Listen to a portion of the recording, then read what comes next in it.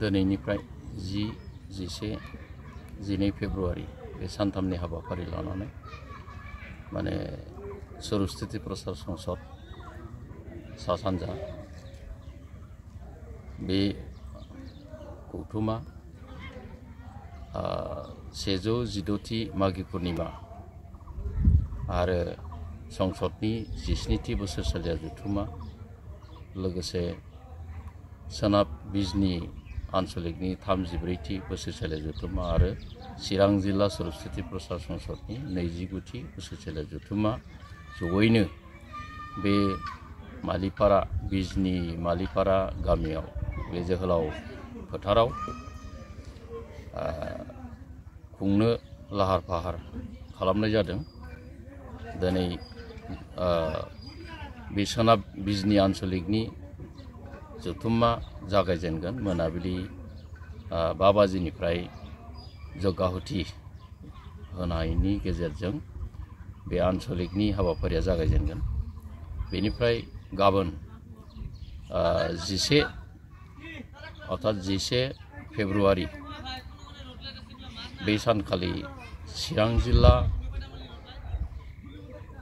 सरस्वती प्रसाद संसदनि 29थि बोसोरसालिया जथुमगोन आरो 2 बाजिनिफ्राय सरस्वती प्रसाद संसद बे सा सानजानि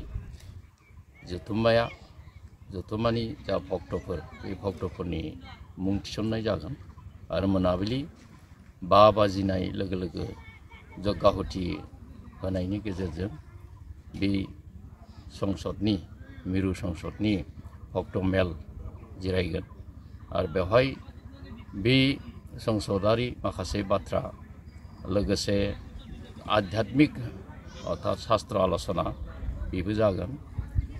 ओमफ्राय बिसम्बि बेखेवनाय आरो जा जोंनि मोखां लाइसि ज्योति स्वरूप बेखौबो बेखेवनाय जागोन।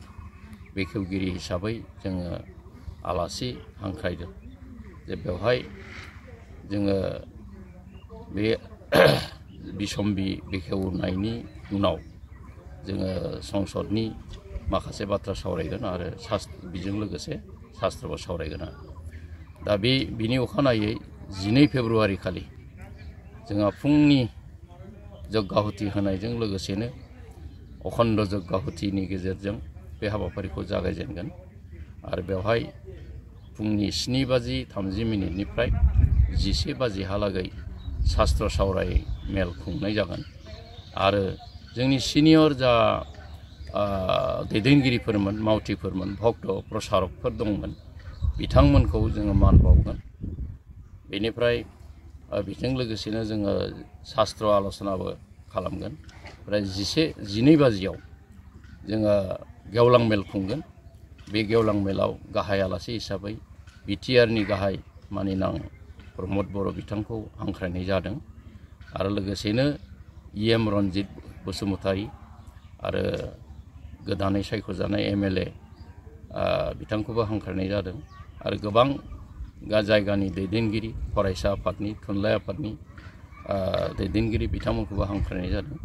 बेबायदियै जोङो देग्लायनि बे मागि पुर्णिमा लोगोसे सरस्वती प्रसाद संसद सा सानजानि जा अधिवेशन बा जथुम्मा बेखौ खुंफुंनो थाखाय लाहार फाहार खालामनाय जादों। बेसेबांसो भक्तफोरा बाव बाहागो लाफैगोन? बे हाबाफारियाव 5,000 6,000नि भितराव जोङो आसा खालामदों भक्तफोरखौ बेहाय बाहागो लागोन बेखौ जों मिजिंथिदों। बबेनिफ्राय? बेवहाय बे जिल्ला हिसाबै क'क्राझार जिल्ला, गसाइगाव जिल्ला, चिरां जिल्ला, गवालपारा जिल्ला आरो बिदिनो सनितपुर जिल्ला, बाक्सा जिल्ला, तामुलपुर जिल्ला, उदालगुरि जिल्ला बेफोरनिफ्राय भक्तफोर फैनानै बेवहाय बाहागो लाफैगोन। माबायदि जाफुंसारगोन आसा खालामदों?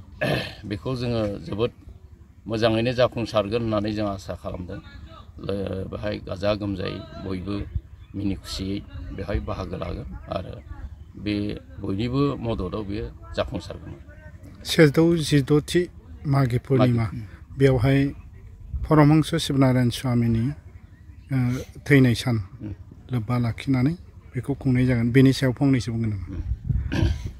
जे बे मागि पुर्णिमा मोनसे बिसेस तात्पर्यपूर्ण तिथि बे तिथियावनो अर्थात बुंनो थाङोबा 1830 शकाब्दनि माने 22 तारिख माग दाननि 22 तारिख बे पुर्णिमा तिथियावनो परमहंस शिवनारायण स्वामी जाय बे सत्य धर्मखौ फोसावलांदोंमोन आरो बेखौनो गुरुदेव कालिचरण ब्रह्मआ आसामाव जोंनि गेजेराव फोसावफैदोंमोन बिनिनो दिहुनगिरि जा गुरु परमहंस शिवनारायण स्वामीनि बे थैनाय सान एबा रुंसारि सान दा बिनि गोसोखांथि सान हिसाबै बे माघी पुर्णिमा तिथिखौ जोङो बोसोरे खुङो फालियो आरो बेजों लोगोसेनो जोंनि संसदनि बोसोरसालिया जथुम्माखौबो खुंफानाय जायो।